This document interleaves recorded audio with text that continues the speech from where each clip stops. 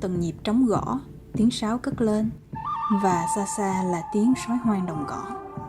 Và như thế, bản nhạc mở đầu bộ phim Thiện Ác Tà đã đưa mình vào một thế giới viễn Tây xa xưa, một miền viễn Tây đậm chất Ý.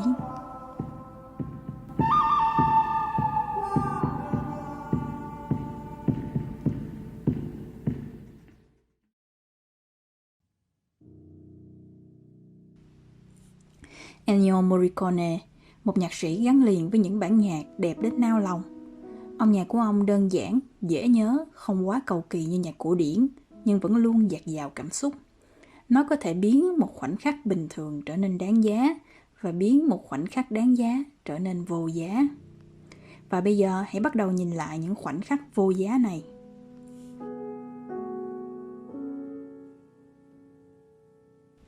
Trong mọi hoạt động đời thường, chẳng bao giờ có nhạc nền, trừ khi đó là nhạc mình đang nghe. Ở cảnh này cũng vậy, một cảnh chèo thuyền chậm chậm, có phần nhàm chán. Nhưng âm nhạc đã khiến điện ảnh từ hình ảnh trở thành trải nghiệm.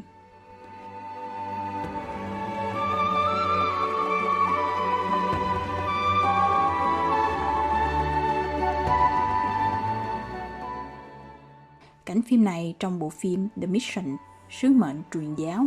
Bộ phim là câu chuyện về hành trình của những tu sĩ dòng tên, từ những người truyền giáo thành những người lính sát cánh cùng người dân bản địa trước sự xâm lược của thực dân. Ennio Morricone kết hợp nhạc cụ phương Tây như kèn oboe tượng trưng cho những người ngoại quốc với dàn hợp xướng tượng trưng cho người dân bản địa. Qua bản nhạc, toàn bộ xung đột, niềm tin tôn giáo và những cánh rừng bạt ngàn hiện ra trước mắt ta.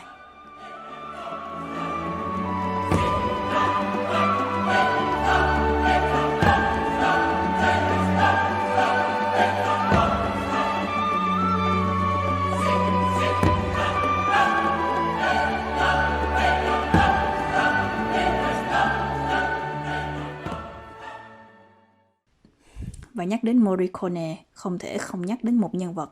Đó là một người Ý nhưng lại thích làm phim về cao bồi. Đạo diễn Sergio Leone.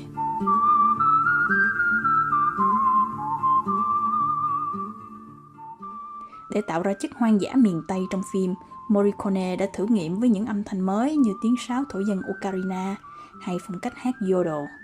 Ông đặc biệt nói không với dàn tổng hợp âm thanh. Dù thích những âm thanh mới lạ, nhưng ông yêu cầu đó phải là những âm thanh từ nhạc cụ thật, chứ không phải âm thanh mô phỏng từ nhạc cụ điện tử. Phong cách độc đáo này chính là điều đạo diễn Sergio Leone tìm kiếm. Trong quy trình làm phim, thông thường kịch bản và cảnh quay sẽ được sản xuất trước, sau đó mới đến âm nhạc. Nhưng Leone lại đảo ngược quy trình này và đưa âm nhạc lên trước cảnh quay. Sau đó, ông bật bản nhạc phim trực tiếp tại phim trường để diễn viên diễn trên nền nhạc. Một trong những đặc điểm chính trong phim của Sergio Leone là những góc quay cận mặt để diễn tả tâm trạng của nhân vật. Do đó, nền nhạc trên phim trường là chất xúc tác để cảm xúc của diễn viên được bộc lộ rõ ràng hơn. Và âm nhạc của Morricone chưa bao giờ xuất hiện chỉ để làm nền. Âm nhạc của ông là một cá tính đặc biệt mà bộ phim không thể thiếu. Không thể tưởng tượng được bộ phim The Good, The Bad and The Ugly, Thiện Ác Tà, nếu thiếu nhạc phim thì sẽ như thế nào? Hay ở cảnh cuối phim Once Upon a Time in the West, khi nhân vật harmonica tạm biệt Jill. Cảnh phim chỉ có vài ba dòng thoại, nhưng âm nhạc đã giải bày được tất cả những cảm xúc bên dưới vẻ ngoài sắt đá. I hope you'll come back someday.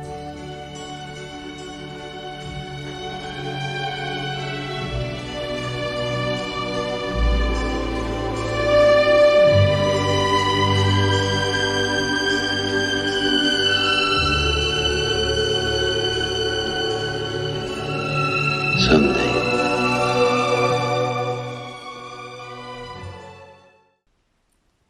Ngoài cảm xúc, Morricone còn sử dụng âm nhạc để diễn tả thời gian.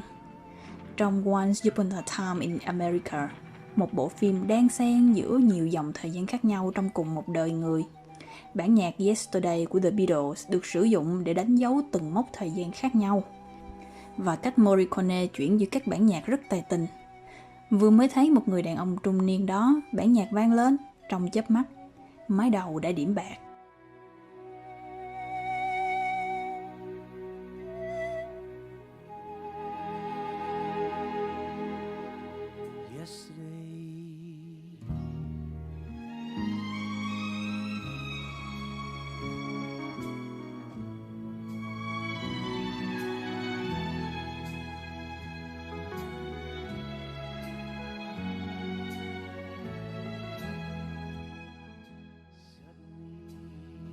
nhận được lời mời đến Hollywood làm việc, nhưng Morricone chưa bao giờ nhận lời.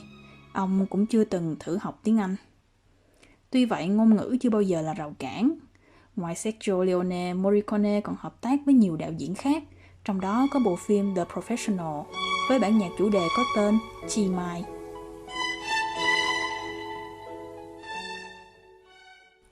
Cảnh cuối phim, khi nam chính, điệp viên Beaumont, bị bắn chết sau khi hoàn thành nhiệm vụ. Bản Chi Mai nổi lên thật bi tráng, sự cao thượng gục ngã bởi những nhân cách nhỏ nhen.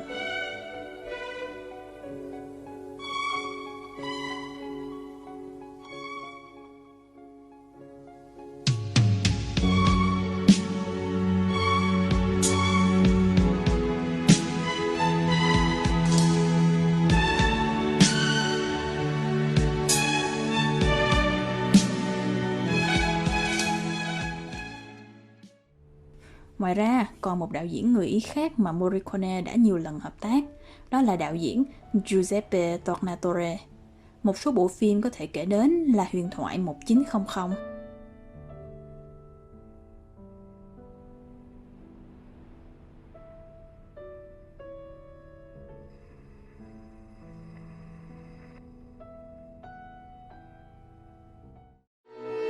Malena,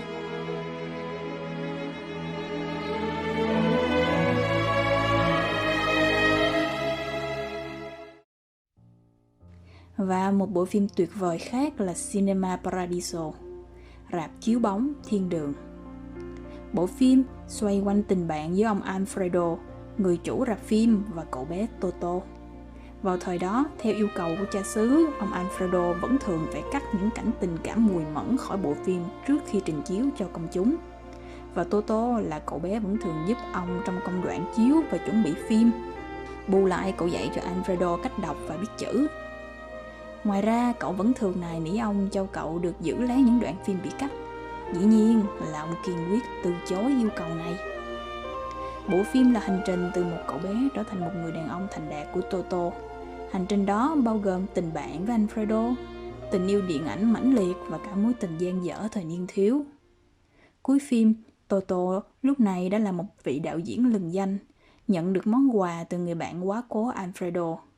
Đó chính là những đoạn phim tình cảm bị cắt năm nào được Alfredo lưu giữ lại. Lúc này đây, bản nhạc của Morricone vang lên.